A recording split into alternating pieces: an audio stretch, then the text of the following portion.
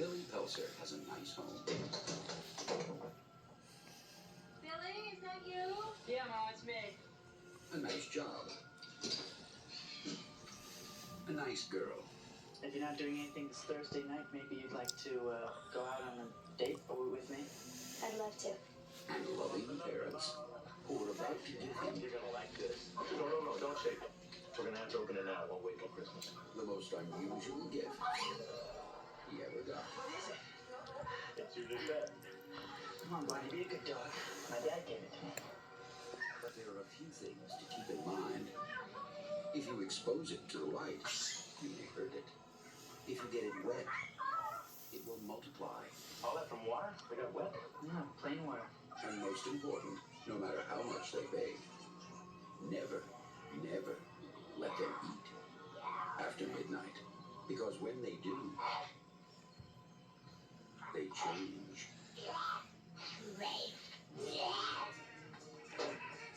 They become clever,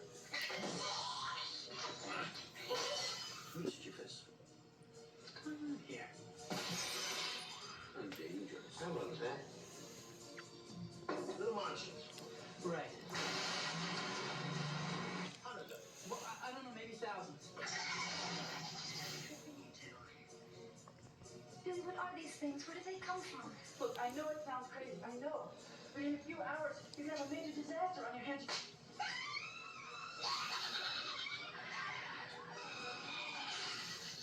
Gremlins, directed by Joe Dante. They'll be Well, if you haven't guessed it, I am going to review the movie Gremlins. And I will do that right after this lovely message from this big fat mess.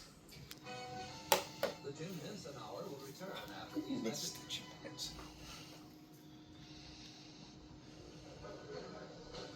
I'm an old-fashioned guy, and that's the truth. I like restaurants where people are glad to see you, where hamburgers are made from fresh beef, not frozen, and made to order with your choice of fresh toppings. I started a bunch of restaurants just like that 20 years ago. Wendy's old-fashioned hamburgers. Come on in. Hi. Howdy, dude. Huh? Our hamburgers are the best in the business, or I wouldn't name the place after... Oh boy. Well, I had to keep the holiday movies alive. So, yes, I am reviewing Gremlins. And I hope you like that Dave Thomas commercial. I'm glad that the owner of Wendy's. I hope you like that Jim Henson Hour clip at the very beginning because, yes, I do miss that show. And I do like how Dave Thomas says restaurant. He seems to struggle to say the word. He says it like restaurant. So he struggles saying that word as he struggled getting into his chair. So I really hope you enjoy the Dave Thomas Wendy's commercials. And yes, he did dedicate that crappy restaurant to his daughter. He said never frozen beef, and there's already several lies in that commercial. But getting back to it, yes, I am reviewing Gremlins, and I do have a couple of them right here. And if you're asking why do some of them look ugly, I apologize. I fed them after midnight. And also, I do have water here, so I hope I don't spill any, or else some of them will decide to reproduce. That's how they multiply, is by water. So yes, I'm already causing a problem. So this movie came out in 1984. It was directed by Joe Dante. And yes, this is a Christmas movie. People that want to dispute it, there's Christmas in it. There's not much you can do. So, Joe Dante, he directed Small Soldiers, The Howling, The Burbs, to name a few. This is starring... Yes, no, and no. Yes, no, and no.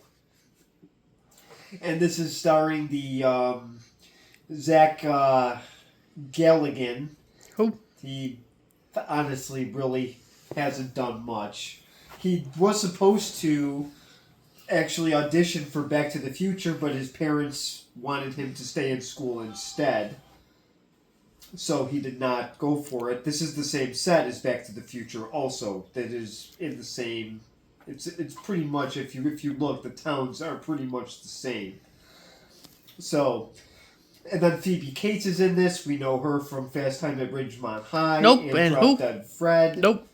She was in the second Gremlins movie. Nope. Have you seen the second Gremlins movie? Oh, you have. Okay. And then Corey Feldman is in this before he got into his recreational goodie problem. He was the voice of Donatello in Ninja Turtles. Oh, okay. So that's pretty much who does star in this movie. It's a very simple movie. It's so his dad is a struggling inventor, to say the least. His name is Rand Peltzer, and he goes to Chinatown. He's pitching the guy in Chinatown one of his lovely inventions that don't work. I swear it looks like they're made in Poland, and they just the shaving cream goes all over his clothes. It's not going well, and this is where he finds the Mogwai, and the grandfather, the old man at the store, says that it's not for sale, so he offers $200, and back in 1984, I'm gonna guess that was a decent amount of money. So the kid does take it, and he goes off with the Mogwai and doesn't let the old man know about it. So there's some rules with this. One, you cannot have it get near water, and certainly don't give it a bath. Can't feed it after midnight, and keep it away from bright lights. We all know at the beginning of this movie that all of those rules are going to be broken at some point. We just don't know what's going to happen when those rules are broken. So he gives it to his son as an early Christmas present, and it's a huge hit with the family. But like I said, with all those rules in place, it's really hard to follow those because accidents can happen. And in Hollywood, they happen many times. Just ask Alec Baldwin. So, what? I'm sure he'll tell you the story. Okay, fine. Ask Brandon Lee. Oh, you can't ask him. Who's that? Sorry. He was in The Crow. Never heard of it. Oh. So I will show the first clip of the introduction to the Mogwai. Go ahead, open it.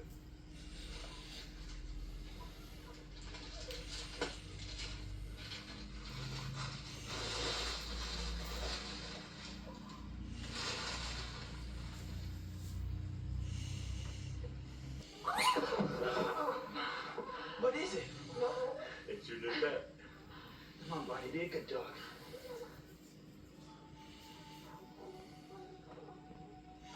Could it come out any slower?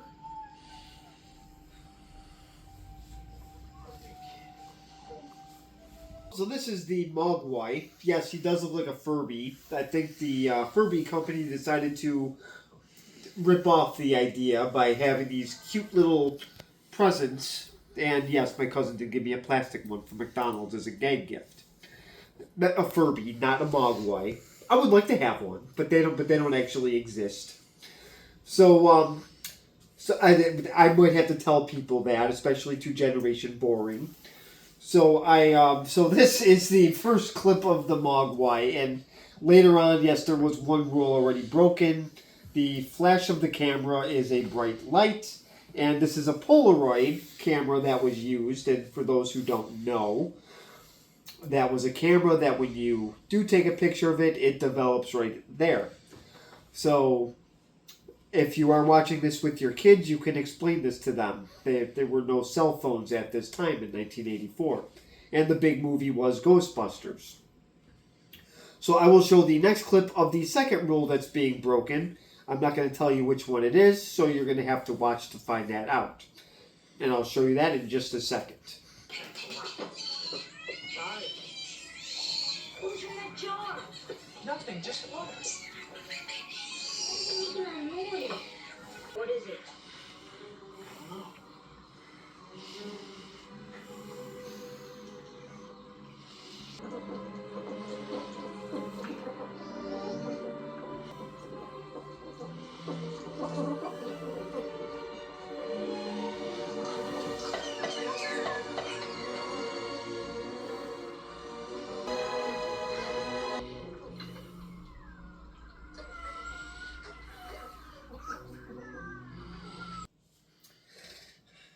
Well, this is what happens when they get wet. They multiply. And obviously they're making Gizmo's obviously in pain during this, and Corey Feldman's covering his ears.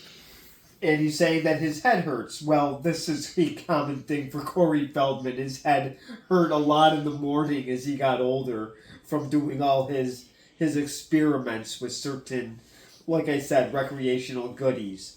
So he now could have one if he wants, and the one did bite his little finger, so he doesn't want them anymore. So Corey Feldman's throwing a fit on the bed. I think anger also causes with his recent problem later in life. So this is just a foreshadow to that. So I will show the next scene here. There is 5 new Mogwais now to the whole mix. So we will see what they we'll see how they act later on. Maybe they become more behaved. But let's find out. I will show you that in just a second. Having fun?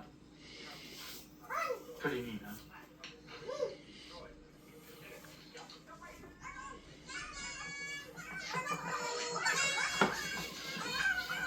So what is with you guys? How about shutting up for a change, okay? I already fed you. Alright, well these are these little, well there's Gizmo just with the 3D glasses. Oh, wait, oh yes, he does have them. So he's got them on, and he's just reading, I guess he's just reading a book or something. And the other 5 are just bouncing up and down in a box, very, very hyper. And they're trying to get food out of Mr. Galligan there. Or, sorry, Peltzer. So this is actually after midnight. They chewed the wire of the alarm clock. So, yes, it's after midnight, so he's going to give them some chicken. So we will find out what happens after this 3rd rule is broken. And I'll show you that in just a second. No, wait a minute. I made sure.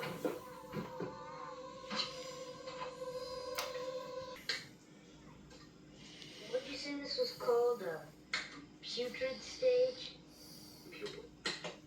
Pupil stage. Like a butterfly.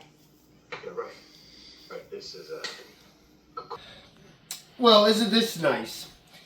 This kind of looks like a, they kind of look like the inside of a toilet after you eat Bella Pizza tacos. Well, they look gross. That's the best way I can describe it. So, yeah, so this is the cocoon stage, I guess that's what they call it. It's almost like a caterpillar, only there's no beautiful butterfly that comes out of these cocoons. So I will show you what they look like in just a second.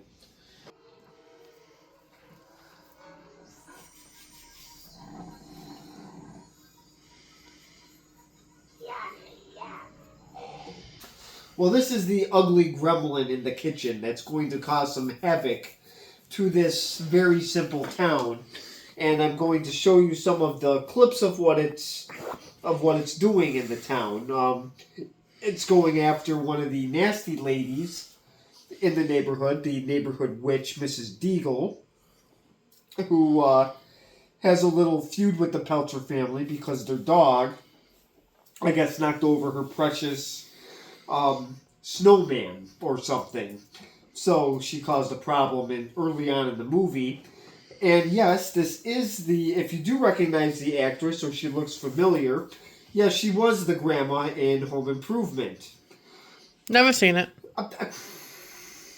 She plays a little bit of a different role in this. You actually want the Gremlins to rip her head off and play soccer with her head. She's not a very likable character in this movie. Also like you. Pretty much.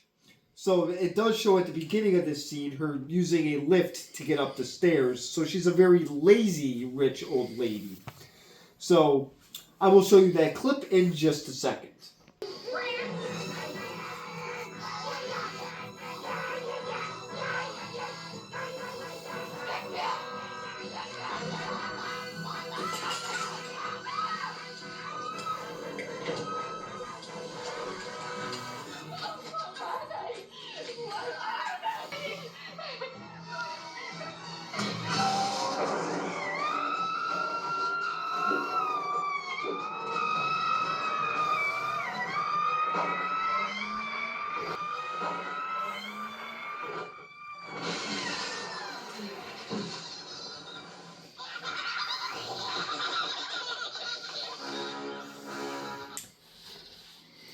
that hurts. But it was so funny. So now I would like to add here, when she when Miss Grinch went out of her house to throw water, first of all, she would have caused a big problem if she actually went through with it. But she was actually thinking that she was going to splash some Christmas carolers outside of her house. So let's get that straight. So she was already looking to throw water on Christmas carolers that would have caused some hypothermia. But boy, if she got those gremlins wet, she would have caused a big problem. So she goes back in her house, and the one is hot wiring her lazy machine to help her get up the stairs. And it just whips her right up and throws her out a window. This is one of my favorite parts of the movie. It was terrific. It was. So I will show, I haven't shown Phoebe Cates at all, so I figured this is Peltzer's crush, and she works at the local tavern. So she has some visitors. She has some nice customers, but I don't think they tip well. So I will show you that scene in just a second.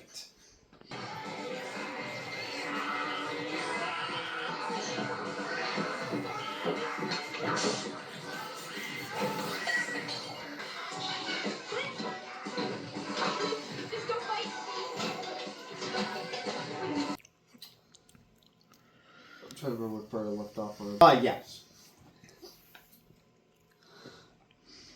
So these are the wonderful customers that she got, and here's a part I just noticed. Now, at the beginning, I believe the dad said not to give them any water to drink. Are they drinking beer? So when did this? I thought they weren't supposed to drink anything, and here they are just... No, water. Yeah, but it doesn't matter. They're still... They could bathe in beer. It ain't gonna make them to multiply. I don't know about that. They weren't real clear on this on this whole thing here. It's a liquid. There's water in beer, plenty of it. So I still think this could have caused a problem. I don't think alcohol is a counteract of the water here for them multiplying. So they just might come out drunk. So anyways, it wasn't real clear on the whole liquid thing. I just realized this scene now. So this is Phoebe Cates. She is, like I said, this is Peltzer's little crush here. So they do show her a lot. There's just not a lot of clips I'm going to show in this movie because there's really not much to it. But it is very, very enjoyable. It's funny. And it is also classified as a comedy horror movie. Yeah, I don't really find it scary either. I find it funny I find it more funny than anything. So this is the scene here with the bar. She is now introduced to the Gremlins, and of course he does not say that he is the reason why they are pretty much running the town. I wouldn't tell her either. It's not going to get him anywhere. So I will show the final clip here of the Gremlins gathered together in a, funny enough, it's a movie theater. I'm not going to show you what happens because, like I said, I do not show you the end to the movies. But this is kind of towards the end. So I will show you that in just a second.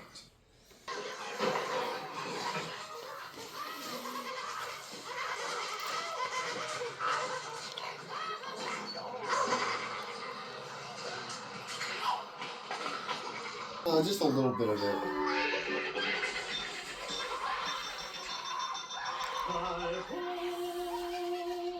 Well, this is the final clip. They got them all in the movie theater singing Snow White. I found this kind of funny, that they would be singing something like that. The one's got the Mickey Mouse ears. They're just having a great time. So before I actually finish off my review of this movie here, I will show the two dodo heads first, and then I will go into mine. So I will show you them in just a second. Everybody should really know about a gremlin. First of all, they don't like bright lights. Secondly, if they get wet, they reproduce like rabbits. And third, you should never, ever see the Gremlin after midnight. And if you stop to think about it, of course, it's always after midnight. And while they were telling me about those 3 rules at the beginning of Gremlin, I felt a real sense of delight because I knew that all 3 of those rules were inevitably going to be broken right away, and it was going to be fun to see them broken. That kind of storytelling magic is at the heart of Gremlins, which tells a simple story about a man who, in this scene, visits a mysterious shop in Chinatown to buy a Christmas present for his son. Well, go ahead, mister. Look around. See if there's something you like.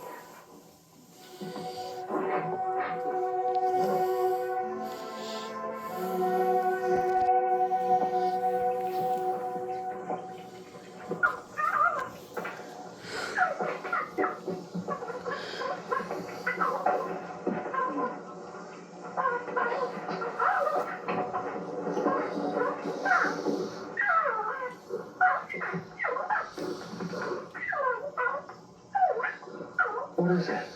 Martha. Home is a present. Oh, hey, would you didn't like Gremlins on television? Remember with E.T. how Spielberg only let you see the little finger going around the corner of the woodshed there, and with Gremlins, that's all you see. And of course, there's another kind of gremlin too that has claws instead of furry little paws. That comes later in the movie. I guess it goes without saying that Gremlins start out at least as cute little beasties. After all, this movie was produced by Steven Spielberg, the man who invented E.T., but Gremlins can also be very mean, especially when they're fed after midnight. And this movie is not the same sort of heartwarming, cheerful fable that E.T. was. It has a darker sense of humor. There are some scenes in this movie where it really gets kind of gruesome, especially when that gremlin explodes inside the microwave oven. And although we accept that E.T. is a real, plausible creature, Gremlins, I think, are basically just magical little story gimmicks designed to inspire a lot of action. Gremlins is a wicked and funny movie, sort of a satire on all those great big thrillers about monsters that attack small towns. And from that point of view, I liked it. I liked the fact that they were trying to do something more than just make another cute little animal movie. Yes, I liked it too. Maybe I have a little sixth sense of humor. I don't know, maybe. I know I do. Right? I do, right. Okay, and I like that part of it. It's not a namby-pamby little film, and parents should know that. But I enjoyed it because it really is walking between 2 kinds of pictures, and I think it pulls it off. It's walking between the sweet little innocent Christmas fable, and it's also a flat-out horror film with the bad gremlins who are going to devour that town that the little boy lives in. And I thought the director, Joe Dante, really did a nice job moving between those 2 kinds of stories, so I bought the whole thing. I'll tell you what, in a way, this is a haunted movie, and what it is haunting is the whole tradition of Norman Rockwell Christmas American Hollywood movies. Right. The first shot in the movie practically is that town that's obviously an artificial, all the little lights glimmering just like at the beginning of a Disney picture, and before long, everything that could go wrong on Christmas Eve in a sweet little town is going to go wrong, and the whole place is going to be up for grabs, and that kind of satire was really interesting in this film. It's like a Norman Rockwell painting, well, only there's blood on the turkey. You know, that kind of thing. Okay, we both enjoyed Gremlins, cute little pet with a split personality. 2 thumbs up. Well, I guess the fat green gremlin did like it. Ebert liked it, and then, I don't know if you noticed Siskel's hair. It looked like it was plastic. He kind of looked like an annoying doll. And he does not have a sixth sense of humor. He has no sense of humor. So I don't know how they like this movie and don't like some others. They're just very, very confusing. It's definitely an interesting dynamic duo of junk. So anyways, back to my review of this movie. I honestly did enjoy it. Did you like it? Mm-hmm. Just there's no other words. Well, I guess we got a and I enjoyed this movie. So, do I recommend this to other people? Absolutely. Mm-hmm. Probably not my parents, but I would. Why? They wouldn't like this. We watched the second one on Thanksgiving, and you know what? I'll tell you that story off camera because I don't want to spoil anything. But yes, this movie was incredibly enjoyable. The beginning of this with the simple town, yes, that makes it enjoyable. I thought it was casted well. Phoebe Cates as Kate. Galligan.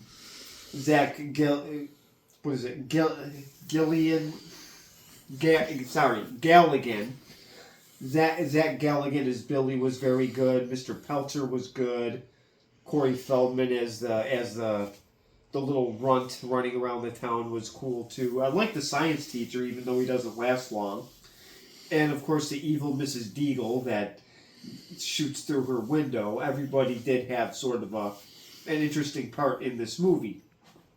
So, it is a PG rating. I think if it was PG-13 in 1984, it might have been a PG-13, but I don't see why kids can't watch this.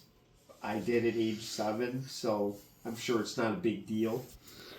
But if I had to grade this movie, I would give this a fat B+, I would say. A flat B+.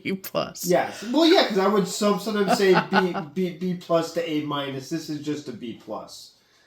This is just right there. So that's what I would give it. So it is definitely one to watch around the holidays. People watch this all year round, though. I'm just one of those people that if it's a Christmas movie, I'm going to watch it around Christmas time. Well, I do. I'm pretty sure we watched this in the summer. But no, we didn't. We may have watched the second one in the summer. But Gremlins, we did not.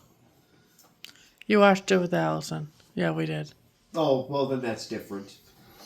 Well, anyways, comment below, subscribe if you want, and thank you for watching.